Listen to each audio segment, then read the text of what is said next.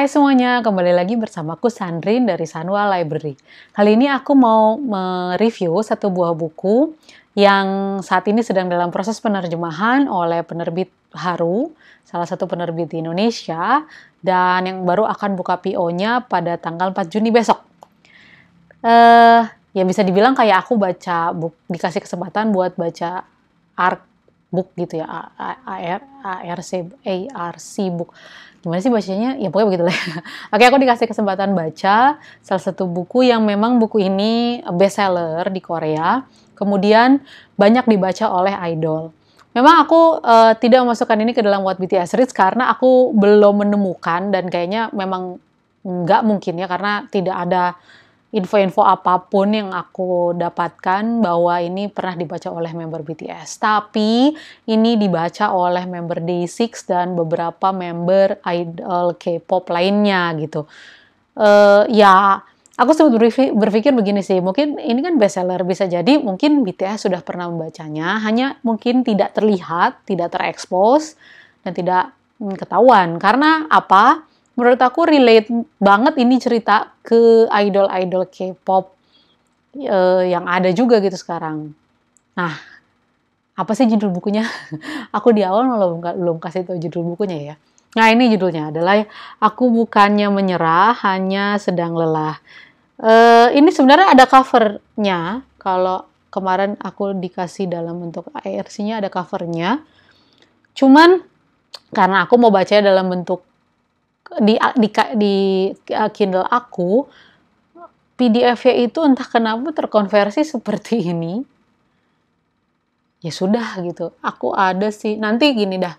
Sebenarnya kalau teman-teman lihat di Instagramnya penerbit Haru, itu ada kok covernya seperti apa. Dan covernya itu simple tapi keren. Menggambarkan sekali dengan judul bukunya ini. Tapi nggak yang kayak memberatkan gitu, justru malah kayak ceria, tapi sekaligus menggambarkan mengenai lelah gitu ya. Nanti aku ada di sini nih ya, ini covernya seperti ini, teman-teman bisa cek ya di Instagram penerbit Haru. Buku Aku Bukannya Menyerah Hanya Sedang Lelah ini dikarang oleh bahasa Korea aku masih kurang bagus, Gelbewo. Nah, aku belum cari tahu sih ini cewek apa cowok ya. Tapi intinya gini, buku Aku Bukannya Menyerah Hanya Sedang Lelah ini basicnya kayak ingin mengingatkan kita kembali dengan kondisi kita saat ini. Apakah kita sedang lelah? Apakah banyak hal yang kita pikirkan? Apa kita lagi ngejar passion kita tapi bingung passion kita apa sehingga akhirnya kita burn out sendiri dan menjadi lelah. Itu sih aku tangkap dari buku ini. Dan ini isinya sebenarnya buku ini bukan buku fiksi. Bukan novel, ini buku self improvement yang memang pengarangnya buat berdasarkan pengalaman pribadi si pengarang. Aku bacakan aja ya kayak prakatanya dari si pengarang itu sendiri. Jadi ini seperti ya memang seperti pesan apa sih yang ingin dia bawakan di dalam buku ini. Tulisannya seperti ini. Dalam hidup kadang kita merasa lelah dan tidak punya minat terhadap apapun. Pada saat itulah kita merasa tak berdaya. Jangan menyalahkan diri sendiri yang tak berdaya. Jangan menyalahkan diri sendiri karena merasa lelah dan tidak punya minat terhadap apapun. Selama ini kita selalu berusaha melakukan yang terbaik. Dalam prosesnya kita bisa merasa lelah, bahkan mungkin melupakan hal yang kita sukai. Karena kita hanya terus memperhatikan hal yang kelihatannya baik-baik saja. Karena kita hanya terus memikirkan cara untuk bertahan hidup. Setidaknya selama membaca buku ini, kiranya hati yang lelah bisa beristirahat. Jika butuh waktu sendiri, semoga kita berani untuk menyendiri. Nah itu, jadi kadang ya di dalam proses menjalani hidup, apalagi kita udah dewasa, banyak hal-hal yang kita pikirkan. Mungkin ini banyak relate di yang usianya 20-an kali ya, yang mau masuk ke dunia kerja. Atau bisa dilihat dari akhir-akhir ini gitu ya, pandemi sedang terjadi, kita juga mungkin awalnya kita udah tahu apa yang akan kita lakukan, tapi karena pandemi ini bingung lagi, buyar lagi, sehingga kita mencari hal-hal yang lain. Pada akhirnya kita mencapai titik bahwa kita tuh kayak lelah dengan mencari itu semua, lelah dan seakan-akan bahkan mungkin sudah ada yang berpikir untuk menyerah.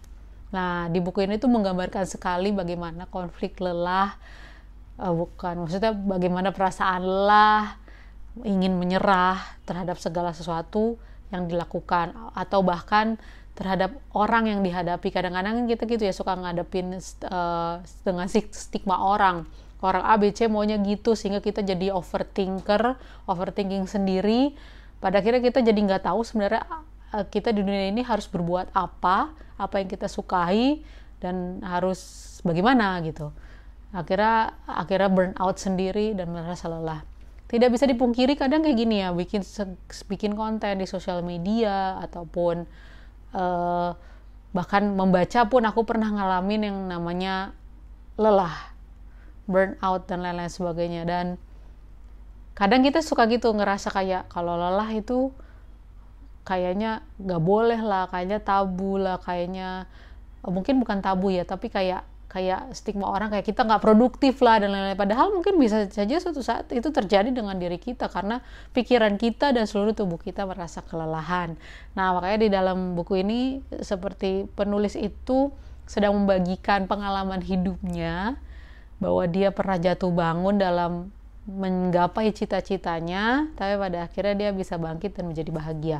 Kalau misalnya dilihat dari kira-kira orang di luar sana apakah ini relevan bukunya? Relevan banget. Tadi seperti aku bilang, ini kayak buku yang sangat relate dengan anak-anak usia 20 tahunan yang memang ibarat kata gini, sedang mencari jati diri. Gua itu ada di dunia ini mau bagaimana sih? Gitu. Memang bukan ini ya, cerita ini bukan yang kayak langkah-langkah supaya sukses atau langkah-langkah supaya bahagia atau langkah-langkah untuk mengejar karir, enggak kayak gitu. Tapi ini lebih kayak tadi, mengatasi lelah di saat kita sedang mencari itu semua. Karena bisa dipastikan, karena aku juga sering mengalami itu, di saat kita sedang menjalani segala rutinitas kita, suatu saat kita bisa merasa lelah. Dan ketika lelah itu lelah itu kita rasakan, terus bagaimana, apa yang harus kita lakukan? Nggak harus ya, apa yang paling tidak bisa kita lakukan untuk kita bisa bangkit lagi dan menjadi bahagia. Nah, ini yang dipaparkan di dalam buku ini. Nah, kalau ditanya aku kasih rating berapa, aku belum kasih rating di Goodreads, tapi akan dipastikan sekali aku kasih rating buku ini adalah rating 5 bintang. Kenapa? Karena bukunya ini sebenarnya simple, tipis, bisa dibaca dalam sekali duduk. Tapi ini nggak kelihatan. Tapi kalau misalnya ini dibaca di versi yang aslinya nanti, sebenarnya ini kayak jenis, aku nggak tahu baca ini apa namanya, tapi ini seperti kayak puisi, banyak baris-baris pendek gitu, nggak yang panjang kayak kita baca novel atau buku self improvement yang lain. Bukan juga yang bentuknya kayak poin-poin, langkah-langkah praktis, nggak kayak gitu. Walaupun memang ada seperti langkah-langkah praktis ya, tapi memang dibuatnya dalam bentuk kalimat-kalimat pendek seperti puisi yang dibacanya cepat tapi mudah dicerna. Bahasanya juga bagus. Nah, itulah salah satu alasan aku berikan rating 5. Kalau rating 5 artinya sempurna buat aku. Artinya cuma ada yang disukai, nggak ada yang tidak disukai. Tapi balik-balik lagi, ini kan subjektif, hanya menurut opiniku. Mungkin buat orang lain berbeda. Nah, alasan lain kenapa aku kasih ini rating 5, karena ya relate banget dengan apa yang baru-baru ini habis aku alami, yaitu sebelum aku pada akhirnya sekarang mulai banyak masukin konten video, aku tuh kayak berpikir sosial media aku mau dibawa kemana ya. Tidak sedikit aku suka berpikir, bisa nggak ya aku mencari rezeki dari ini gitu, dari bersosial media ini, kayak mau mengalih profesikan gitu loh. Karena aku mulai merasa mungkin aku harus lebih dekat lagi dengan anakku, ya ingin pelan-pelan meninggalkan kerja kantoran. Tapi itulah aku berpikir, bisa nggak sih gitu, ini jadi salah satu halnya. Dan ketika berpikir aku jadi lelah sendiri, apakah aku tetap mau kerja kantoran atau beralih profesi gitu. Dan dari buku ini aku ibaratnya dan hal-hal lain nih, salah satunya dari buku ini aku mulai mendapat penguatan untuk bisa kembali lebih up lagi, apalagi kemarin abis yang tadi ya isolasi mandiri, bahwa ya at least kalau aku merasa dengan melakukan sosial media ini aku bahagia, aku lakukan aja gitu.